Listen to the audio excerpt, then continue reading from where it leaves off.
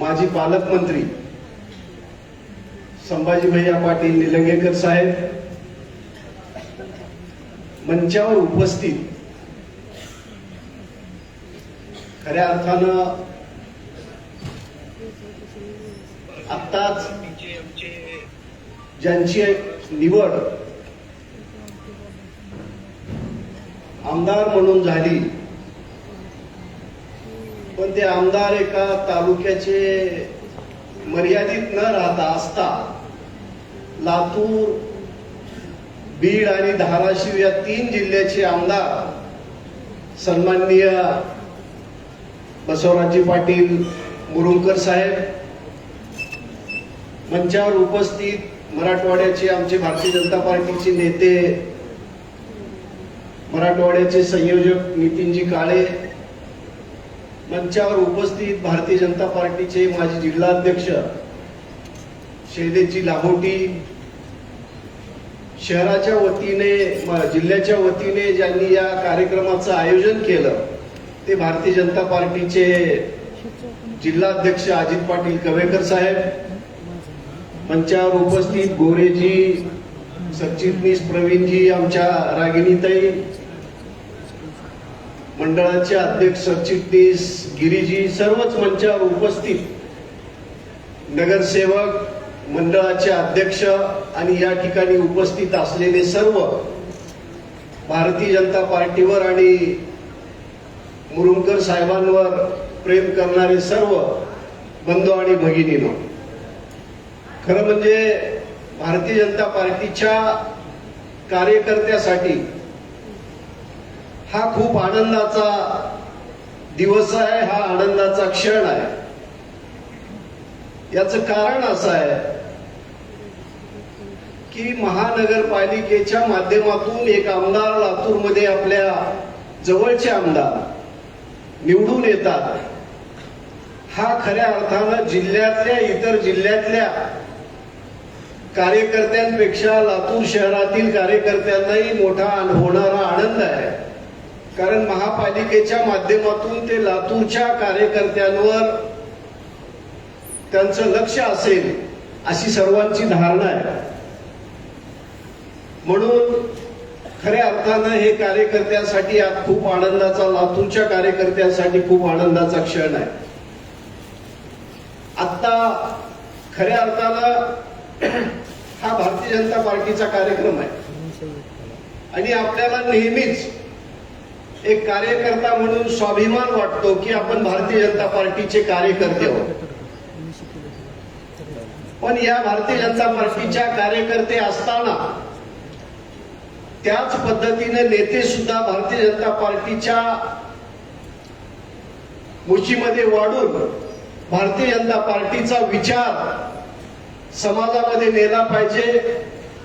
तो नेता म्हणून नाही तर एक कार्यकर्ता म्हणून लोकांमध्ये मिसळलं पाहिजे, अशा पद्धतीचं व्यक्तिमत्व असलेले नेते आज मंचावर उपस्थित आहेत, याचा खऱ्या अर्थानं आनंद आहे। खरं म्हणजे या कार्यक्रमाचे अध्यक्ष संभाजी भैया पाटील निलंगेकर साहेब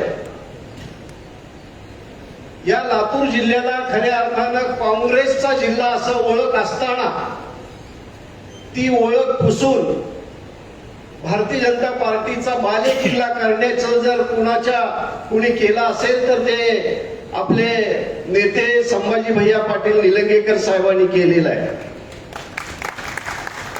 आता अजितराव बोलत असताना म्हणले की इथल्या कार्यकर्त्यांना नेहमी संघर्षामध्ये जगावं लागतं, हे वास्तव आहे। पण या ठिकाणी हत्तीच्या मस्तकासारखी सुद्धा सत्ता असताना सुद्धा या ठिकाणचा कार्यकर्ता कधीही डगमगला नाही। काँग्रेसचं अनेक वर्षाचं सत्ताकारण इथं असताना सुद्धा भारतीय जनता पार्टीचा झेंडा घेऊन कार्यकर्ता या ठिकाणी लढत होता, या लातूर शहरामध्ये लढत होता, लातूर जिल्ह्यामध्ये लढत होता। पण खऱ्या अर्थानं संभाजी भैयाच्या नेतृत्वावर विश्वास असल्यामुळं आणि त्यांच्या खऱ्या अर्थानं प्रत्येक कार्यकर्त्याला पाठिंबा देण्याची मानसिकता, ताकद देण्याची मानसिकता असल्या कारणामुळे खऱ्या अर्थानं हा कार्यकर्ता जिल्ह्याभरामध्ये लढत होता हे वास्तव आहे. आणि आनंदाची गोष्ट म्हणजे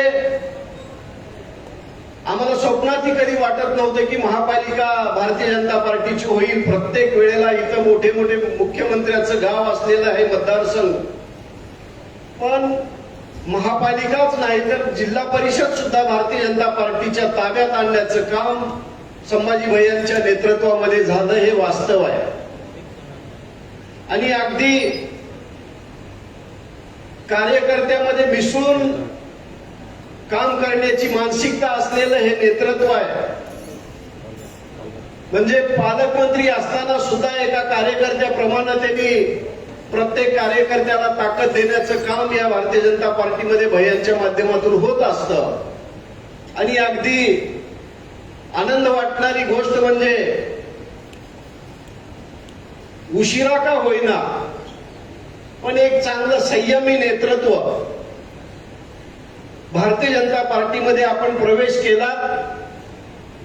ज्या वेळेला प्रवेश केला त्यावेळेला आमच्या मनामध्ये शंका होती, कारण काँग्रेसची संस्कृती आम्हाला एका वेगळ्या दृष्टीने आम्ही पाहतो आणि कदाचित भारतीय जनता पार्टीमध्ये असे अनेक लोंढे येत आहेत. पण हे येत असताना काँग्रेसमधून आल्यानंतर आम्हाला कधी कधी भीती वाटते की कारण या संघटनेचा ढाचा कधी खिळखिळा नाही झाला पाहिजे, त्याला कधी आघात नाही झाला पाहिजे, ही चिंता नेहमी भारतीय जनता पार्टी म्हणून आमच्या मनामध्ये असते. पण अजितरावांनी सांगितल्याप्रमाणे मला वाटलं तो अनुभव माझाच आहे की काय एकट्याचा, पण अजितरावलाही तो अनुभव आला. एक नेता कार्यकर्त्याप्रमाणे कसे वागतात हे जर ज्वलंत उदाहरण पाहायचं असेल तर ते मुरुमकर साहेब आहेत. हे वास्तव आहे. कारण ते भारतीय जनता पार्टीमध्ये आल्यानंतर काही दिवस संघटनेमध्ये काम केले आणि भारतीय जनता पार्टीचा जिल्हाध्यक्ष म्हणून त्यांच्याकडे ज्या वेळेला जबाबदारी आली, खऱ्या अर्थानं त्यावेळेला आम्हाला त्यांची ओळख झाली. आणि अतिशय कठीण प्रसंगामध्ये परिस्थितीमध्ये या लातूर जिल्ह्याचं नेतृत्व अतिशय कुशल पद्धतीने ते करत आहेत आणि त्याचाच परिपाक म्हणून जिल्हा परिषद ही आता ताब्यात आली. महापालिका थोड्या अंतराने आपली गेली, पण जिल्हा परिषद त्यांच्या नेतृत्वामध्ये भैयांच्या नेतृत्वामध्ये ताब्यामध्ये आली आणि सगळ्या तालुक्यांच्या नेत्यांना सोबत घेऊन काम करण्याचं काम जिल्हाध्यक्ष म्हणून त्यांच्या नेतृत्वामध्ये होतंय. हे अतिशय आनंदाची गोष्ट आहे.